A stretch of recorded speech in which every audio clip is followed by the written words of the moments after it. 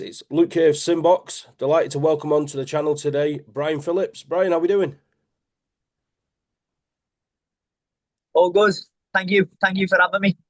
No, I appreciate your time. So, of course, the cat's out the bag now, as it is. After a couple of years away from the ring, Brian Phillips, you're making your return on the Matchroom show in Birmingham, 21st of June against Ibrahim Suleiman. Brian, the first and foremost, I want to ask, why now? Why is Yeah. this the right time for the return of Brian Phillips? When I retired, when I left, I don't know if I was really done. I always had a little bit of maybe I'm back, maybe should I go, should I stay? I don't know. I had a few things coming up, family issues, um, just just good good and bad stuff. Family with the kids, family bad stuff as well. And then also I had to see a doctor, and after I boxed, they just wanted to check me out and pass me to box again. By the time I went to the doctors, the doctor gave me a brain scan, and it took 8 months. So in them 8 months, I was just enjoying being away from the ring. I haven't been away from the ring for 20 years Yeah. as an amateur, as a pro, and it was good to be a normal person, a normal family man, a normal dad. But I also knew, it's not the same. I'm a real fighter, and I'm a fighter at heart. Yeah. So I was always playing with the fact of coming back as well. So was it a specific point where that spark was relit that you thought, you know what, this is it, this is where I'm coming back? What was that moment like that you finally decided you're going to lace the gloves up again? So they wasn't. It was just I trained. I was sparring. Even when I was away, I retired. I was training all the time. I done a half marathon, so I trained for that, running, training weights, do sparring. I done Michael Gomez camp, 2 camps with Michael Gomez. After we fought, we ended up becoming mates. Done a few camps with him. He kept threatening, "Get yourself back, get yourself back." I seen him. Sasha Jonas. She was still boxing. I thought I was too old, and I seen her do it. She's an inspiration. So, and then I've seen Jazza do it, and I was sitting around. I was doing nothing, and I was chomping at the bit. Really, Yeah. I was chomping at the bit. Well, the time is now, and as I say, 21st of June on the Matchroom card. Ibrahim Suleiman, undefeated prospect, 7-0, Yeah. 4 knockouts, so he's carrying a bit of power. Right Yeah. in at the deep end with one of Matchroom's highly rated prospects. Brian, take me through the decision to go in, not have like a comeback fight as such with a softer touch maybe, which you'd be well within your rights of doing, but you've gone in there against like I say, a highly touted prospect. What was the reasoning behind that? So what it is, when I come back to boxing, it was, look, I don't want to go into these fights. I don't want to go back without being disrespectful on the smaller shows. I'm coming back here. I finished on a big show, and I felt at home, and that's where I want to be. I was comfortable on the big shows. That's where I need to be. And then also, I asked for the fight, to be honest. Right. So I got offered the Central Area title fight, um, and I got offered small all shows doing just the normal route, and it didn't get me up for it. I wanted big fights, good fights. He's a, oh fellow. He's a very good kid. He's very good, but I want to show me class. I want to prove myself right. I want to be in good company. Um, I'm excited for it. I asked for it, to be honest. So it's good. It's good. But I think that they're bringing me into the blues as well. They're overlooking me, and I like that as well. There's no pressure. Um, there's no pressure at all. I'm enjoying it. The whole camp as well. I think I matured in the 2 years. I went away as an I was in a rush. I was in a rush. And then when I went away, yeah, no, you done and you forgot about. So when I went away, I thought, you know what, I do it on my terms. I don't rush nothing. If I want what fights I want, I'll pick them. And if I don't want, if I don't want to fight, I don't have to either. I can do what I want. It's on my terms, and There's the fight I wanted. They're the terms I wanted. So it's on me. I'm the man. Of course, and it's a very powerful position to be in. Now, with it being like I say, a matchroom prospect, undefeated, is this also like the plan that if you get back in at this level, you get a win as the underdog, as you say, it catapults you into some real big opportunities there that you took the O of an undefeated prospect, that your name will be on the lips of boxing fans and boxing media and pundits and whatnot. Is that another route to look at as well, that it catapults you into those bigger, better opportunities further down the line? Exactly that. So um, go and prove myself right. Forget about everyone else. I'm doing it for me, and doing it for my kids as well. So my kids have always said to me, "Dad, come back and get a belt, will you?" And I'm thinking, you know what? Maybe that's the right opportunity. Go beat this kid in style. Don't leave it down to the judges. Go and beat him in good style. And I'm guaranteed a belt. Guaranteed to then be fighting in a belt in a proper in a back and straight. You know what? Boxing's fights. It's a fight really. If you break it down, it's a fight. And if you do boxing, a kid who's on the away kid, they're just as dangerous as the home kid as well because they've got the little gloves on. They're coming to win. You're coming to win. Whatever way, it's a fight. A man first man. Yeah. Man. How is it called? Of course, yeah. So So you mentioned there it about can the be desire. dangerous either way. Of course, of course. You mentioned the desire there to win a belt and to take a belt on back to the kids. Have you got a target in mind? Are you thinking English titles, international titles, maybe a charge at a British title? What's the dream? The dream is a British title. That would be the dream. Wow. So I'm not even looking to that yet. But Yep. if I have to come back, I can win these fights. I can get a British title shot. You know what? That when you first turn pro, these kids, so they're immature. The Central Area title fight, what I was in, and Central Area title fights are hard fights, Yep. and people overlook that. They overlook Central Area, they overlook English, they overlook the British even. So to have a British, that would be a world title fight to me. Um, and you know what? I'll be made up, and I don't think I don't, I think I'm British level as well. I think I'm the right perfect timing as well. Like God's plan, it's God's plan. So whether God grants me that, then so be it. I'm happy. Of course, Brian. Now tell me about working with Jazza Dickens. I've seen that link up as well on Jazza's channel that you'd be working with him now. Great guy, Jazza Dickens, a solid pro, and he just seems like an all-round good guy. So yeah, tell me about the working relationship with Jazza Dickens. Yeah. So Jazza, he's in the amateur gym.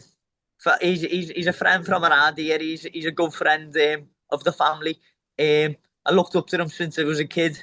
My first pro fight, I done a few rounds with him. He helped me out my first pro fight, my second pro fight, my third pro fight, and so on.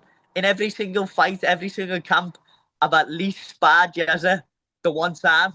He's helped me out every camp, and where I was in my career, I just needed people around me to look after me and guide me as friends as well, because sometimes you've got a bit of pressure on yourself when you've got a manager you don't really know Mhm. and they offer you a fight, you just say yeah, yeah, yeah. When I go to Jazz and he offers me a fight, it's like we can chat. We say no, it's not worth it for me. That money's not right. That opportunity's not right. Or I can say give me this. I can talk to him as a friend. So and also he's an inspiration. He's boss. He's a boss fella. He's the man. He's the man. He's a good soul. Yeah, absolutely. Just touching on Jazz there, coming off that big win over Zalfa Barrett, and now am I right in saying that he's landed himself a world title shot? I think that was announced today out in Turkey. So what a fantastic story that is for Jazza Dickens at this point of his career. Yeah, he's got a tough fight and I think that it's brilliant for him because he gets right up for them fights. It's exactly where he needs to be in his career. He's maturing as well, even now. Yeah. I think we'll go over to that as well and support him. Um, you know what? If I can see one person win a world title, it'll be Jazza. And I'd rather Jazza win a world title than me. What a sentiment that is. With Jazza, I seen a clip when he announced that he'd be working with yourself. and he was, building up your praises. And he also mentioned that he doesn't believe you fulfilled your potential and really gone in there and achieved what you're capable of. Do you agree with that? You've got a respectable record. You've only, lost to solid operators, Nick Ball, James Flint, Gomez, and Reese Edwards. Do you Yeah, believe that you've got untapped potential there, that you've not fully achieved what you can achieve in the sport? yeah, 100%. So also I've started working with my other friend, Bam Bam Carney, Yeah, Jay Carney. He's a good coach. He's a good solid coach. But before he's a coach, he's my friend. yeah, And same with Jazza. I started off my pro career with him, and it, we were sparring partners there as well. And he's helped me now, and I can speak to him whatever. And he says what you're saying, and Jazz is saying I haven't filled me potential. But what it is, I'm happy. yeah, I'm happy where I'm at. yeah, So once I win this fight and I move on to the next fight, just take it fight really. yeah, of Um, course. yeah, I don't think I've fulfilled it, but the training's been different. I also think I trained too hard at one point. I overtrained. I was going to well every single day, 6 days a week. I wasn't eating good enough. Where this camp, he took me back a bit. He dragged me back a little bit. He's giving me more short, sharp bursts. I'm coming out the gym and I'm like, have I done enough there? But my weight's coming down, my strength's going up. Maybe it's. I just think without being too religious, it's God's plan because we've all got a good faith as well. The three of us, me, Jazza, and Bam Bam, have got good faith. Maybe that's all part of the plan to come together. Of course, it sounds like it's the perfect concoction at the right time. Brian, one thing that I wanted to speak to you about, and he seems like he's a man that's flying the flag for Liverpool boxing, for Northwest boxing, and for British boxing in general. Nick Ball, you fought him early on in your career. I think it was 2018. Yeah, Uh, did you know back then that Nick Ball had the potential to go on and achieve the things that he's achieving now, and he's up there with the very best in British boxing? yeah, he is. He's flying the flag. He's doing really good, and I made up for him to be honest. Um, no, I didn't think. I thought I was going to knock him out. I thought I was 4 fights in maybe. He was 5 fights in. We took it early. I worked with his coach as an amateur. Maybe they had one over on me. I learned a lot on that fight. An awful lot. It was, you know what? Maybe I helped him as well because he was blowing him round. He was blowing him round one, round two, and he steamrolled me in them 2 rounds, and he was blowing. It was over 8 rounds. I was still hanging in there. Whether he was going to blow out, I don't know because after them fights, his conditioning is unbelievable. He's got the best conditioning I'd say in the UK, not if not the world at the minute as he's world champion. Um, so maybe I helped him, and also we've after that I've done a few rounds with him. We've helped each other out in the after that fight as well. So no bad blood. I wish him all the luck, and well done to him. Absolutely, very, very good words there, Brian. Just touching finally on Nick Ball there, just before we move on, the potentially looking at the Naoya Inoue match for him maybe in 2026. Yeah. Maybe you might be slightly biased because you've got that relationship there with Nick Ball, but how do you see that fight? Do you give our guy a chance against the monster Naoya Inoue? Yeah, I do. I've seen Anui being hurt as well. He's been and he's moving up weights. So also, you have weight categories for a reason. So is Nick too big for him? Is he too strong for him? You don't know. It's the pressure's on Anui really because he's got to move up the weight and he's got to fight a world champion and a real world champion. So it's on him. I'd love to tune in, but I'm sitting on the fence. Absolutely. Now, with yourself making a comeback, another fighter, a bona fide legend of a fighter that's making a comeback is Manny Pacquiao. He's looking at a WBC world title shot July 19th against Mario Barrios. What's your thoughts on that, Brian? He's 4 or 5 years removed from his last pro fight. He was not his best in that, and he's not looked great in an exhibition bout since then. And now at 46, 47 years of age, he walks right into a world title shot.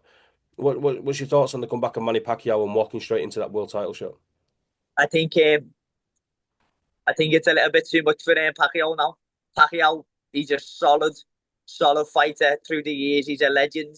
He's done it all. But I think it's a little bit father time catches everybody, especially in boxing.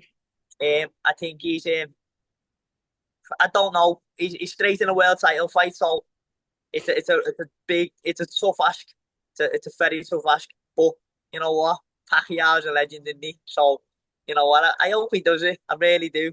We got to spend it. I got to spend a good few weeks with Freddie Roach as well.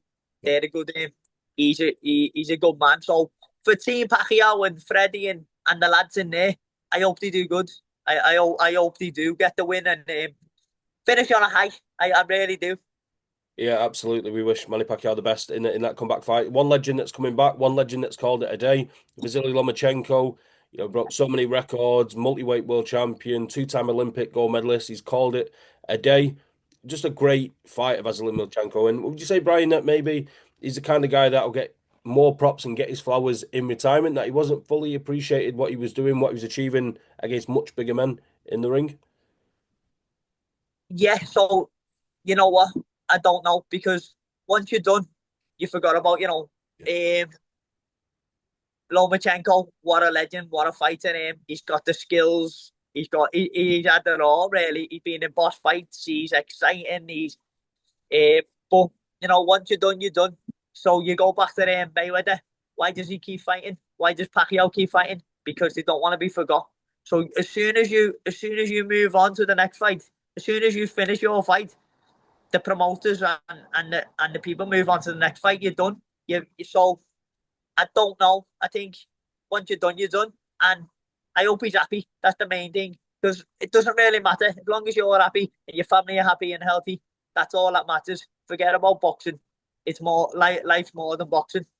Yeah, absolutely. Yeah, we wish him very well in retirement, very much deserved. Brian, just to bring it full circle to close off with 21st of June, the comeback. What can the fans expect from Brian Phillips? A good, a good solid performance. You probably won't think of being retired for 2 years. I'm going back, go fight, action fight. Um, I had a little watch of Abraham Sullivan last night in bed. You know what? He got me. He got the juices flowing. He's a sharp kid. He's very good. He's cute. He can do a bit of everything. But so can I. I can't wait for it. I'm excited more than anyone else. I'm so excited and I'm so happy. So it'll be a boss one. It'll be very good. We look forward to it. Brian, I wish you the very best of luck with the fight, with the comeback. I appreciate your time speaking to SimBoxx, and I'm sure we'll catch up again soon. Yeah. Thank you.